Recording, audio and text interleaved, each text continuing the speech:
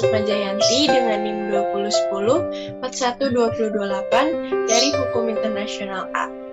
Di Hukum Internasional ini, aku tertarik dengan kasus-kasus yang ditangani oleh Mahkamah Internasional. Halo, kenalin, saya mahasiswa program studi Hubungan Internasional di Universitas. Kalau ditanya, kenapa sih tertarik dengan mata kuliah Hukum Internasional? Alasan saya selalu karena saya tertarik dalam memahami hukum yang menjaga ketertiban aktor-aktor hubungan internasional dalam menjalankan proses diplomasinya. Nama saya Nasifa Belrina Abdullah dengan NIM 2010-412158 dari Prodi Hubungan Internasional kelas Hukum Internasional A. Kenapa hukum internasional menarik? Menurut saya karena hukum internasional itu mempelajari banyak hal. Salah satunya dinamika antar negara ataupun para aktornya dan organisasi internasional. Halo, nama saya Risa Syifa Kobi dengan NIM 2010-412178 dari Prodi Hubungan Internasional di kelas Hukum Internasional A. Kenapa saya memilih hukum internasional? Karena hukum merupakan aspek penting dalam menjalankan perdamaian dunia, dan hukum juga menarik untuk dipelajari karena di dalamnya itu banyak hal yang bisa dipelajari. Saya Cara Finka dengan NIM 2010-4121. Saya dari kelas Hukum A. Nah, di Hukum A sendiri yang paling saya suka itu adalah materi kelautan. Terima kasih. Halo semuanya, perkenalkan nama saya Tedeng Febrianti dengan NIM 2010-412558 dari Prodi Hubungan Internasional kelas Hukum Internasional A. Materi hukum internasional menarik bagi saya adalah hukum HAM karena materi hukum HAM berkaitan dengan materi yang akan kita bahas, yaitu kudeta militer. Halo semuanya, nama saya Aisyah Dani Rizky Adam dari Hukum Internasional kelas A dari kelompok 9 dan 10. Materi yang paling saya suka dalam mata kuliah Hukum Internasional adalah semuanya, karena saya percaya bahwa sebagai calon sarjana hubungan internasional, hukum internasional adalah salah satu hal yang paling wajib untuk dipahami. Sekian. Halo semuanya, kenalin nama saya Andi Arsyaniandari dari Prodi Hubungan Internasional dari kelas Hukum Internasional A. Jadi hari ini kelompok 9 dan kelompok 10 mau mengerjakan tugas video UAS tentang kudeta Myanmar. Saksikan kita ya. Ayo ikut kita hari ini.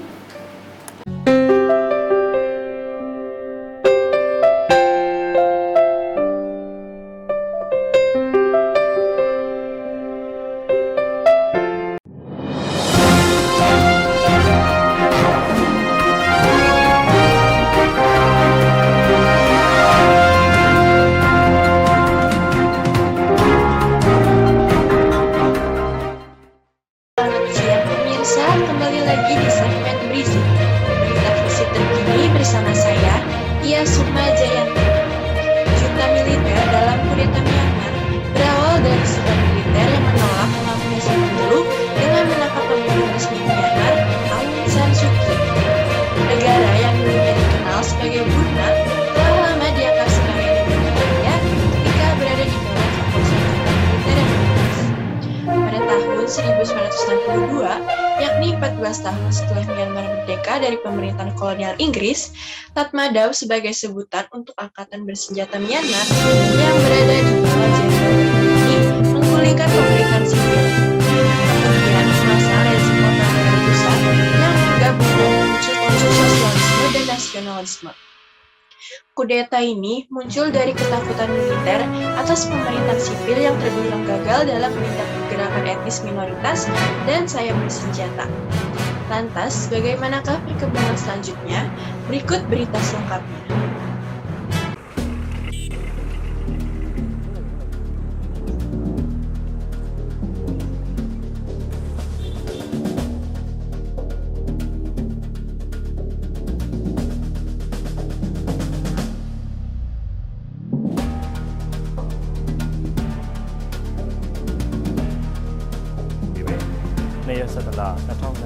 မှာပါတီစုံဒီမိုကရေစီအကျိုးကာလမှာဖြစ်ပေါ်နေတဲ့အခြေအနေ။အခုရွေးကောက်ပွဲကော်မရှင်ကဒီတဲ့ဥပဒေများကိုကြော်ပြီး 2017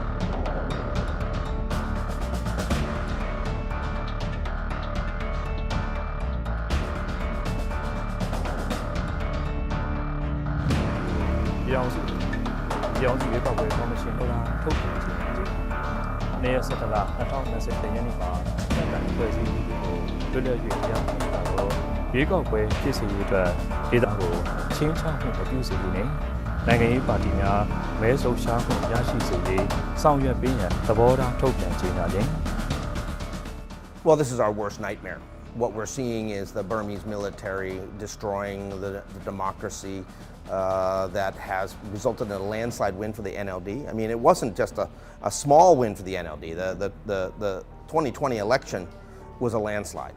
And overnight, the military has returned Burma to the pre-2010 situation of military governments. It's going to result in Myanmar becoming a pariah state. The reality is that this is absolutely disastrous. It's possibly the worst possible thing that could happen.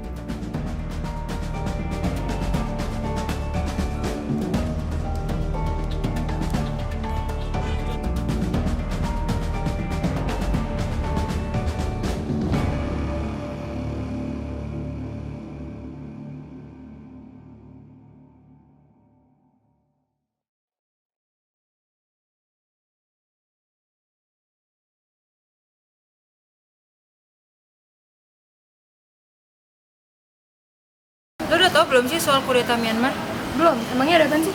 Jadi tuh ada Panglima Min Aung Hlaing. Dia ini tuh kayak nguasain Myanmar sekarang gitu, kayak dikit sama masyarakat internasional karena diduga berperan dalam serangan militer ke etnis minoritas. Hah? Itu yang Rohingya itu? Bukan, kalau itu masih Suki. Nah, kalau ini tuh kayak jadi masyarakat itu protes kan soal kudeta militer, terus kayak pakai meriam air, peluru karet, bahkan sampai kayak pakai peluru tajam beneran gitu. Ya ampun, serem banget ya. Iya kan? Hai. Sorry macet. Iya, nggak apa-apa, santai ya. Kalian udah baca itu belum sih soal Myanmar? Oh, tentang kudeta ya? Oh iya, tahu ya, semalam kita baca. Nah, menurut kalian itu gimana? Topik itu tuh udah kelar tahu, kita bahasnya di dalam aja yuk. Iya, oke.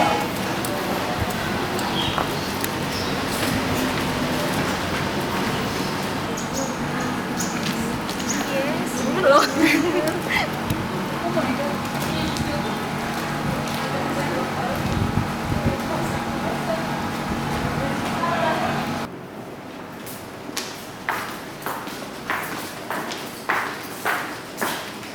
Kalian udah lihat belum sih video orang-orang lagi senam terus belakangnya ada mobil-mobil militer gitu? Yang mana? Yang ini loh.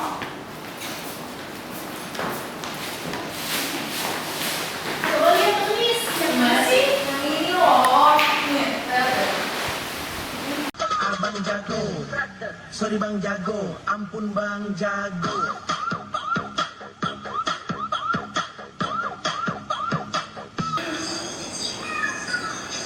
Keren banget deh, kok dia nggak takut sih? Saya pakai lagu Indonesia deh. Itu lagi sempet viral di TikTok itu kan? Iya, yang ampun bang jago itu. Iya, kebetulan banget gitu ya lagunya. Lagi ngetren, dia orang Indonesia. Kayaknya sih bukan. Di belakangnya kayak mobil militer gitu. Pede ya? Ampun bang jago.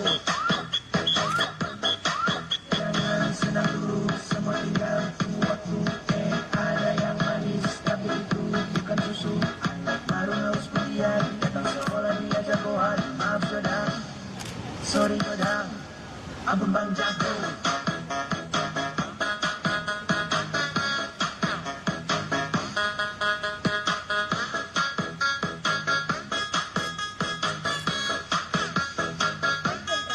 Ampun bang jago.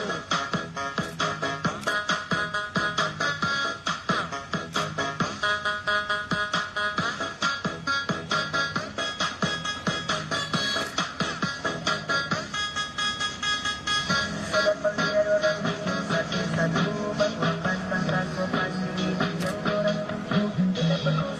Kenapa dorang kira lagu semua tahu siapa yang bakal kalah saat mendengar muncul lawan paling jago. Kita masih tetap sekunjung atau puji biar jomblo yang dapat anda jago, karena kita tetap selalu yang paling dapat puji. Jadi semangat Jo berkarya walau yang badan tinggi.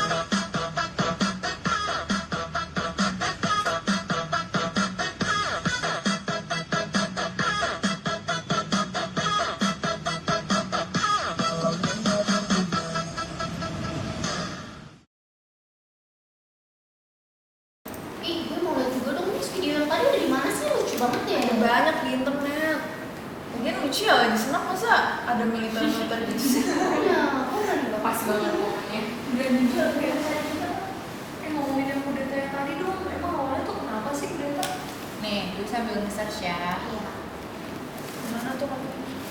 Tuh, jadi awalnya itu si militer ini tuh nggak terima karena partai NLD-nya dibilangnya curang.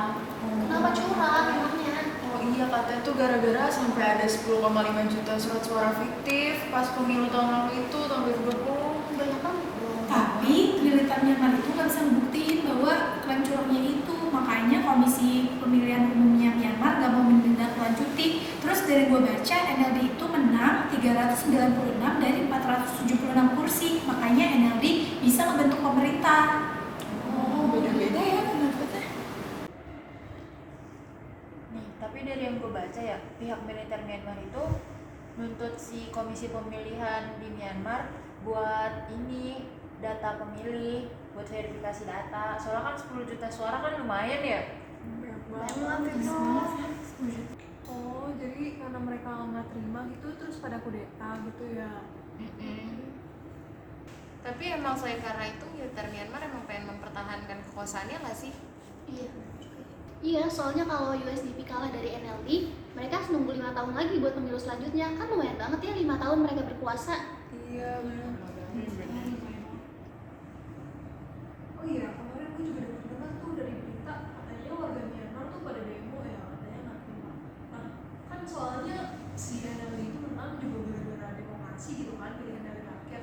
Nah, kalau misalnya mereka pada kudeta itu, ya jadinya nggak demokratis dong. Nah iya, warga Myanmarnya aja sampai protes, sampai kayak ada ritual perkakas gitu. Hah? Mukul perkakas? Iya, jadi itu tuh kayak ritual buat ngusir roh jahat. Nah terus habis itu juga ada kayak demonstrasi sampai pokok kerja juga. Nah untuk tuntutan demonstrasinya tuh kayak pengen mengembalikan demokrasi di Myanmar. Terus juga mereka menuntut pembebasan si Sukinya itu. Aung San Suu Kyi itu ya? Iya.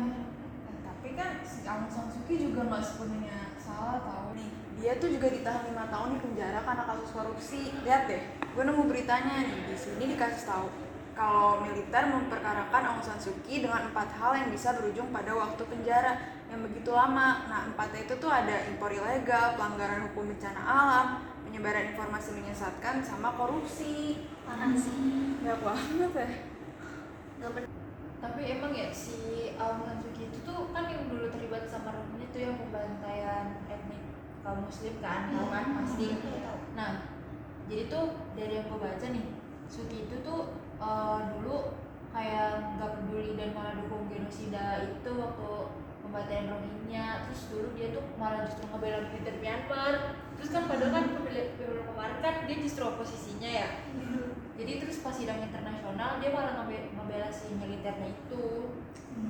Parah deh. Berarti nggak salah juga dong kalau misalkan militer nggak setuju sama kemenangan NLD. Aung San Suu Kyi-nya aja dulu pro militer, berarti nggak demokrasi dong? Ya kan? Guys, lihat deh. Polisi Myanmar nembakin masyarakat yang demo. Pelanggaran demokrasi nggak sih?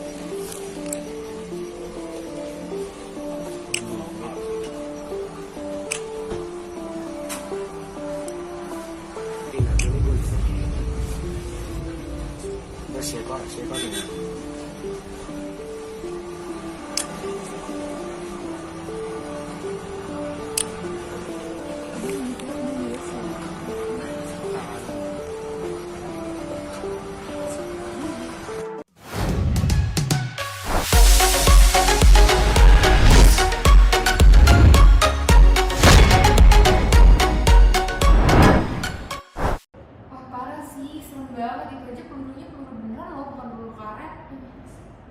Tapi ya militernya sih ngaku kalau misalnya itu nggak berlawanan dari rakyat, jadinya mungkin terpaksa. Iya deh, terpaksa deh harus kayak gitu. Tapi tetap aja itu termasuk pelanggaran HAM loh guys.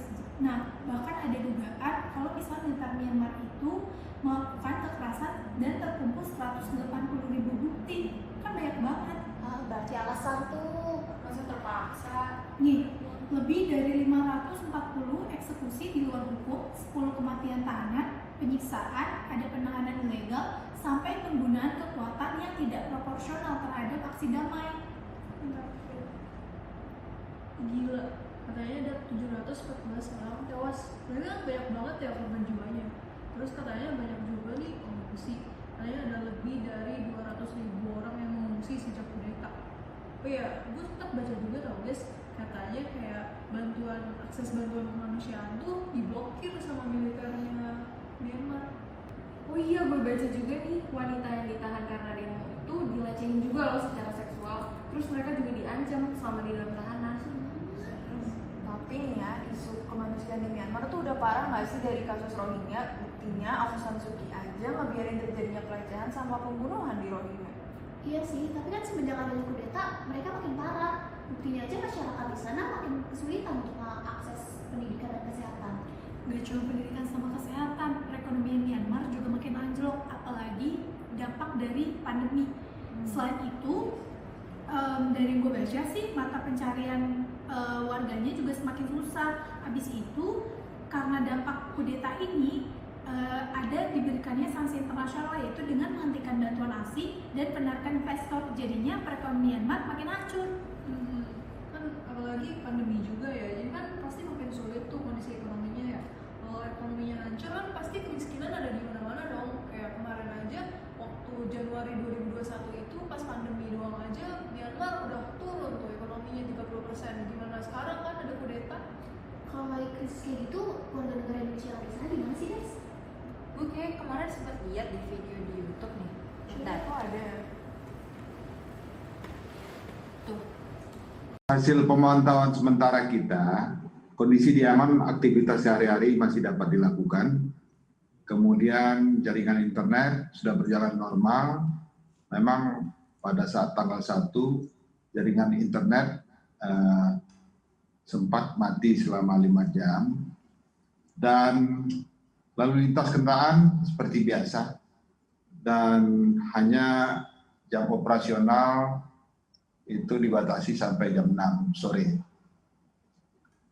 Menurut pantauan KBRI Yangon, mobil dan motor polisi melakukan patroli sejak tanggal 1 Februari, kemudian jalanan sepi, namun tadi malam ada gerakan dari masyarakat yang membunyikan tetabuhan, kemudian klakson selama 10 menit dari jam 8 malam, dan pagi ini situasi sudah normal kembali. Pergerakan masyarakat untuk melawan kudeta itu memanas melalui media sosial yang diikuti dengan tagar dan berbagai kegiatan lainnya. Kemudian dari militer juga melakukan pengumpulan massa yang kita pantau melakukan aktivitas seperti misalnya berunjuk rasa di depan Swedagon, yaitu pagoda terbesar di Myanmar. Pak Isaac, seberapa banyak sebenarnya warga negara Indonesia yang berada di Myanmar hari ini menurut data dari Kedutaan Besar Republik Indonesia di Myanmar, dan seberapa besar juga adakah yang terdampak, dan seperti apa perlindungan dari KBRI di Yangon untuk warga negara Indonesia di sana? Ya, jadi warga negara Indonesia di Yangon itu fluktuatif antara 500 sampai 700, dan alhamdulillah warga negara kita di sini kebanyakan adalah tenaga profesional dan ekspatriat. Namun dengan situasi kemarin pandemik, menurut data terakhir kita, warga negara sekarang berkisar 500 orang.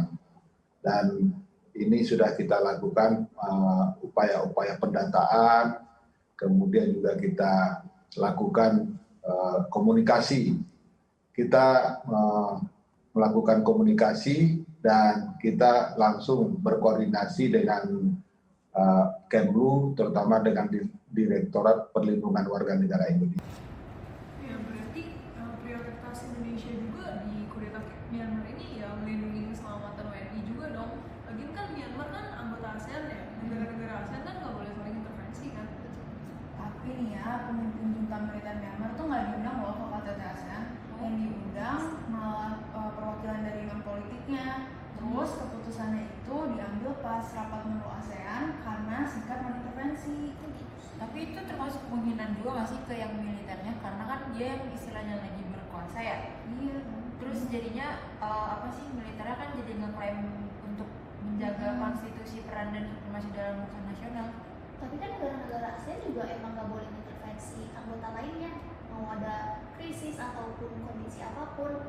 Dan yang gue lihat di sini, tapi PBB tuh mendorong sanksi multilateral pemilih militer Myanmar karena katanya udah dinilai keterlaluan sih.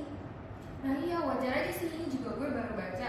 Jadi tuh kayak lembagaan tuh banyak banget yang untuk militer Myanmar, kayak ada Burma Human Rights Network, ada Burmese Rohingya Organization UK, International Federation for Human Rights, terus juga masih banyak banget yang lain-lain. Dan mereka semua tuh setuju kalau misalkan tindakan militer Myanmar itu udah melanggar HAM. Nah iya, terus tuh pada minta itu kan kayak ke bisnis itu sama negara-negara asing tuh biar menjatuhkan sanksi gitu ke si Myanmarnya ini, biar kayak pelanggaran-pelanggaran kayak gini tuh nggak terjadi lagi. Berarti kita bisa narik kesimpulan bahwa tindakan kudeta militer Myanmar ini telah melanggar HAM gitu, terutama dengan dibuktiinnya dengan banyaknya korban nyawa manusia yang berjatuhan, padahal mereka cuma menuntut hak mereka untuk melaksanakan demokrasi dan menuntut pembebasan Aung San Suu Kyi. Setuju sih, emang seharusnya nggak ada korban, tapi di sisi lain juga Aung San Suu Kyi bukan material pemimpin yang baik juga sih. Iya sih, benar juga ya.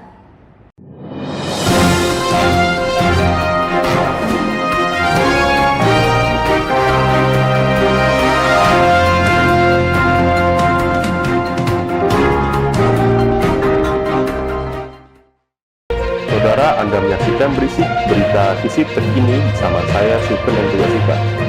Setahun setelah kudeta junta militer di Myanmar terjadi, kini kondisi masyarakat di Myanmar semakin memburuk. Ekonomi dan kesehatan dari masyarakat Myanmar yang semakin memburuk merupakan dampak dari kondisi COVID-19 di Myanmar yang tidak dikendali. Pada awal mulai kudeta junta militer Myanmar pada Februari 2021, jalanan di ibu kota Yangon dipenuhi oleh masyarakat sipil yang berdemonstrasi. Namun, setelah setahun mulainya krisis, jalanan di ibu kota Yangon dipenuhi oleh eksekusi senjata dan pemerintahan bayangan Myanmar dengan junta militer. Pihak pro-junta militer berargumen bahwa kudeta yang dilakukan oleh pihak junta militer merupakan tindakan heroik. Hal ini didasari oleh anggapan junta militer bahwa Myanmar membutuhkan penyelamatan dari rusaknya sistem pemerintahan karena adanya kecurangan dari pemilu di tahun 2020.